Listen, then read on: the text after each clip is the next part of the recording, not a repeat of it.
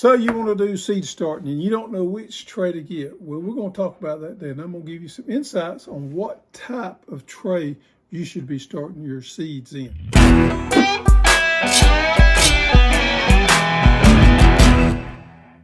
Now, first of all, yeah, it's fun to start your own seeds. And one reason is you can grow the varieties you want to grow. You know, if you go to the big box store or the local nursery or anything, you're pretty much going to have to settle on the varieties they have. And although some of them can be all right, they may not be exactly what you want. Plus, there may be some varieties out there that you just want to try, some that you think would be well better suited for what you want. So that's one reason. The next reason is cost. If you bought any of those plants at the big box stores lately, you know they can get kind of pricey. So growing your own plants over a period of time could be a lot more economical than buying your plants.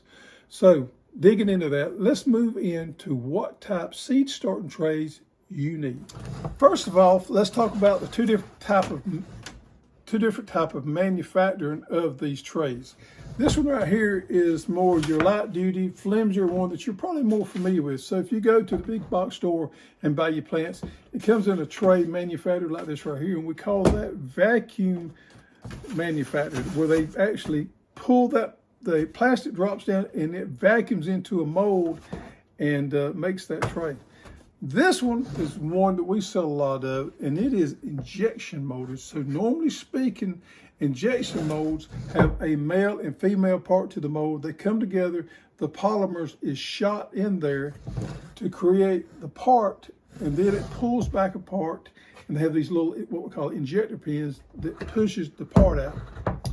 So injected parts or injected trays are always going to be more heavy duty, more rigid, and have a longer lifespan than vacuum trays. Now these type trays here, they have their purpose. So if you're the type person that you think this gardening thing may be a passing glance and you're not sure you're going to do it again next year, and you're looking at probably a one-shot deal here, if you're successful, you know, it may catch on. If not, it might not. You probably want to go with this type tray. Another thing is, if you're not wanting to keep up with your gardening tools and your trays and keep everything organized and keep it kind of neat where you can reuse it year after year, you probably want to go with these as well. Number 3, if you're selling plants or you're giving away plants, you probably want to go with this type tray. If you sell plants, you know you're not going to get them back, so you need the most economical way to transplant that plant to your customer. Or if you're giving them away, and look here, I've done this over and over again, give somebody a flat of plants and say, look here, if you don't mind, just drop my tray back off. Probably will never happen. They mean well, but you know life happens and they don't never get back around to it. So if you're selling plants or giving plants away, it's a good way to go. Let's move in to some of the different type trays. Now let's talk about this one first. This is our 338 tray, and this is an injected molded tray, and you can tell it's a lot heavier. We got a video out there of driving a tractor, a forklift, and some more things over these right here. Actually, we drove a semi over one of them, and didn't never have any problems whatsoever. I got a 65 horsepower John Deere tractor. We also drove across there. Very durable, lasts for years and years. This 338 tray has a very small sail in it, hence the name 338 sails. The commercial growers, the guys that grow plants in these big greenhouses for these big farming operations, this is their tray of choice. You know, they have the greenhouses that they have temperature control, humidity control, and they control the moisture. Everything's pretty much computerized, and they don't make any mistakes. When it needs to be watered, it comes on and it gets watered. So this is a good one right here. Those guys grow peppers, tomatoes. They don't grow watermelons in this one. Kale, cabbage. Most of those plants comes out of the 338 tray, and they do a good job with it. It looks good. However, there's not much room for air because you don't have a lot of soil in these particular type trays. I like to grow my onions in those 338s. Onions, maybe beets is pretty much it. My favorite tray is the same size and it's manufactured the same way as that 338 there, and we call this the 162 because it has 162 cells. a bigger cell size. Also, it's got these little triangle air pockets in there that lets these plants breathe, and it keeps the leaf diseases down to a minimum there because of the air circulation there. It's a good benefit of this particular type tray.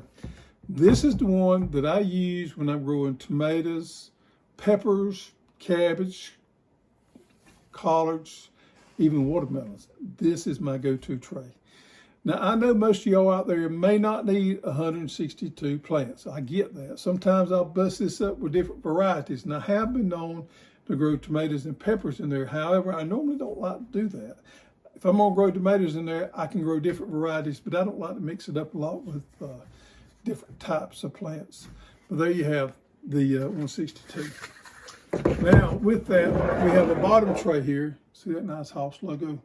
We have a bottom tray that you're doing, if you're doing this inside, that you can use these bottom trays to keep your water from going everywhere. If I'm doing it in my greenhouse in a wire rack or a shelf, I don't use the bottom trays. All right. You know, I went into one of the big box stores this morning. I was going to buy a tray to kind of show you what I was talking about, and there was no trays in there. I don't know if there's going to be a shortage this year or what. I thought that was very unusual. There wasn't any trays in the big box stores yet. Maybe a little bit too early. I don't know. All right, so if you don't need a lot of plants and you're not a huge gardener, you have a smaller garden, you may want to go with something a little bit different. This right here is what we call our deluxe seed starting kit. Now this is all injection molded, so it's very heavy duty, like our 162s and our 338s that last for years. Garland Products out of England makes this for us. It's a very heavy duty dome there. And you got these, you got these vents here you can move around, you can open up or you can close. And on the inside, I got soil already in these because I'm fixing to plant something. You can put two 24 cell inserts. We call them inserts, but they're little trays you can put inside there. Now these are heavy duty and pretty dadgum good. So with this kit right here, I can do as many as 48 plants, which may be enough for most of you. There again, we got a nice bottom tray there that's heavy duty. And with the dome there, this is a great kit right here. We call this our deluxe seed starter kit. See there? Well, maybe some of you guys out there don't even need that much. Let's talk about some others we have. Now this is our 24 cell seed starting tray with dome. There's a bottom tray there with the insert in there. This is injected molded, and this is a heavy duty that lasts for years as well. This is a good one here, 24 cells. So if you want to grow 24 tomatoes or 24 peppers, it's a good option here. Now the lid of this, the humidity dome for this right here is vacuum formed. So it's not near as heavy duty as our deluxe is. This is more of a budget line right here. So there you have that one. That's a good one. I use that one. And even for you guys that want to start smaller quantities of plants, we have the 12 cell.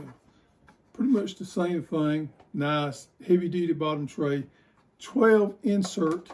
And these are inserts, so if you can see that, they're pretty good size. So you can grow your plants on up to that and transplant directly out here. There we have the dome again. Now one little tip that I found out a few days ago when we posted a video on there, we don't have a humidity dome for our 162s or 338s. What you can simply do is take your saran wrap and wrap that thing up good after it's watered and planted, and that will hold the moisture and the humidity in there.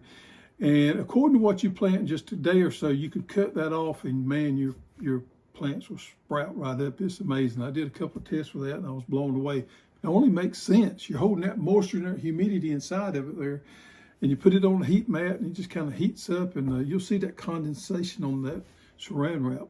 So that's a good way to do that. So you don't necessarily have to have a dome if you want to use that saran wrap technique. But if you want a dome and you want a good one, go with our deluxe. I kind of like our deluxe the best as far as the humidity dome. So if you're looking at wanting to purchase things that's going to last you for a long time, These right here, and our 338s and our 162s, I have no doubt if you take care of them will last you 20 or 30 years. When you get through using them, wash them, clean them, put them in the barn, out of direct sunlight, and when you get ready to use them again, pull them back out and use them. Absolutely good quality stuff. If not, and you're going to be selling the plants or you're going to be giving them away, use those vacuum form trays. So there you are. I hope that helped you a little bit make your decision on what type trays you need to grow your own seeds. So if you want to know more about our products or you want to learn more about vegetable garden, check out these videos.